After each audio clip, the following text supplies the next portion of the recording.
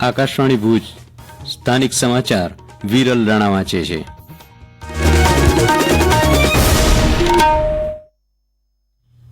નમસ્કાર. વાયબ્રન્ટ ગુજરાત રોકાણકારોની પરિષદ દરમિયાન ગાંધીનગરના મહાત્મા મંદિરમાં આગામી 10મી જાન્યુઆરીએ વિમાન અને ઉડ્ડયન ઉદ્યોગના આનુષંગિક ઉત્પાદન એકમો માટેની તકો અંગે એક પરિસંવાદ યોજાશે.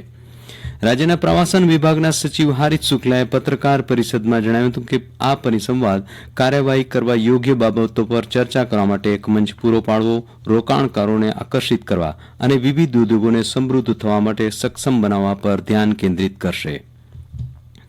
રાજ્યપાલ આચાર્ય દેવવ્રતના સંબોધન સાથે રાજ્ય વિધાનસભાના બજેટ સત્રનો આગામી 1 ફેબ્રુઆરીથી આરંભ થશે. નાણામંત્રી કનુભાઈ દેસાઈએ વિધાનસભામાં 2 ફેબ્રુઆરી પૂર્ણ કક્ષાનું અંદાજપત્ર રજૂ કરશે.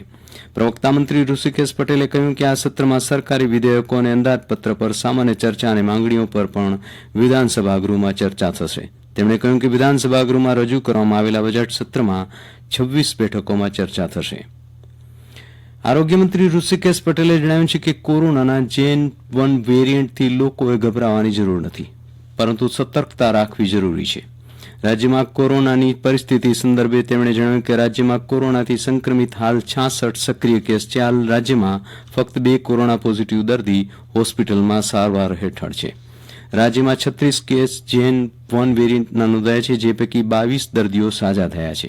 જે Gen-1 વેરિયન્ટના પોઝિટિવ દર્દીમાંથી એક પણ દર્દીને હોસ્પિટલમાં દાખલ થવાની જરૂર પડી નથી.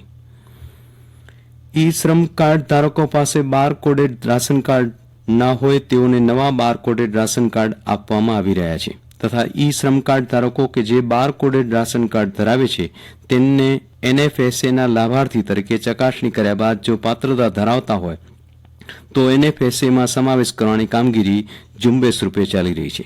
જેના માટે ઈ શ્રમ કાર્ડ ધારકોએ કચ્છ જિલ્લામાં સંબંધિત તાલુકા મામલતદાર કચેરીની પુરવઠા શાખાનો જરૂરી આધાર પુરાવા સાથે સંપર્ક કરવો અને વિશેષ જાણકારીની જરૂરિયાત જણાય તો જિલ્લા પુરવઠા અધિકારી અથવા તાલુકા મામલતદાર કચેરીનો રૂબરૂ સંપર્ક કરવા જિલ્લા પુરવઠા અધિકારીની એક યાદીમાં જણાવાયું છે. પ્રધાનમંત્રી નરેન્દ્ર મોદીએ આગામી 31મી ડિસેમ્બરે આકાશવાણી પરથી પ્રસારિત થનાર મન કી બાત કાર્યક્રમ માટે નાગરિકો પાસેથી તેમના વિચારો અને સૂચનો આમંત્રિત કર્યા છે. પ્રધાનમંત્રીએ એક સંદેશમાં જણાવ્યું છે કે અન્ય મુદ્દાઓની સાથે આ વખતે આપણે ચુસ્ત ભારતનો મુદ્દો આવરીશું. આ મુદ્દાને યુવાનો ખાસ પસંદ કરે છે. તેમણે લોકોને તેમના અભિપ્રાયો નમો એપ પર જણાવવા અનુરોધ કર્યો હતો. આ ઉપરાંત માય GOV ઓપન ફોરમ અથવા ટોલ ફ્રી નંબર 1800117800 ઉપર હિન્દી કે અંગ્રેજીમાં તેમના વિચારો રેકોર્ડ કરાવવા કહ્યું છે. આ ફોન નંબરની લાઇન 29 ડિસેમ્બર સુધી ખુલ્લી રહેશે.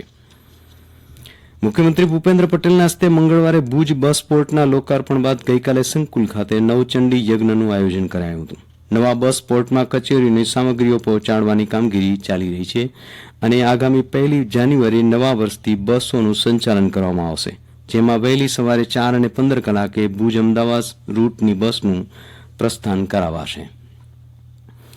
ઐતિહાસિક વિરાસત ધોળાવીરા ખાતે આગામી 6 જાન્યુઆરીના ક્રાફ્ટ ઓફ આર્ટ સંસ્થા દ્વારા ધોળાવીરા ફેસ્ટિવલ યોજાશે.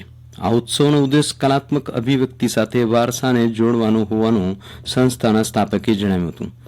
આ વર્ષે કચ્છ, પોરબંદર અને રાજસ્થાનના લોક કલાકારોને આ ભવ્ય આયોજનમાં સમાવાયા છે. આયોજનમાં ફોટો પ્રદર્શન, મ્યુઝિક ડિસ્પ્લે અને સ્થાનિક હસ્તકલા અને રાંધણકળાના પ્રદર્શનનો સમાવેશ થશે. સાથે સાથે લોકસંગીત અને નૃત્યની રજૂઆતો પણ કરાશે. સાંસ્કૃતિક વારસાની ઓળખ સમી કળાઓ, માટી કામ, ચર્મકળા, અજરક પ્રિન્ટ સહિત અનેક કળા દર્શકો માટે પ્રસ્તુત કરાશે. આ કાર્યક્રમ નિઃશુલ્ક છે, પણ વ્યવસ્થાના ભાગરૂપે રજીસ્ટ્રેશન કરાવવું પડશે તેવું આયોજકોએ જણાવ્યું હતું. કચ્છમાં રવિ પાકને જોઈએ તેવી ઠંડી ન પડવાથી મુલાતમાં જીવાત દેખાતા ખેડૂતો ચિંતામાં પડ્યા છે. ઘઉં, રાયડો, ધાણા ઉપરાંત બાગાયતી પેદાશ દાડમને પણ મિલીબગે ભરડામાં લીધા હોવાથી પેદાશોની વૃદ્ધિ અટકી ગઈ છે. આ કારણે છોડનો વિકાસ પણ રૂંધાવા લાગ્યો છે. ગત વર્ષે વાવાઝોડાને બાદ કરતાં ઉપયોગી વરસાદ નથી થયો, જેની અસર રવિ પેદાશો ઉપર વર્તાય છે. ધાન્ય પેદાશોમાં વળતર ન હોવાથી આ પંથકના ખેડૂતો બાગાયતી પેદાશો તરફ વળ્યા છે. અને આ સાથે સ્થાનિક સમાચાર પૂરા થયા. નમસ્કાર.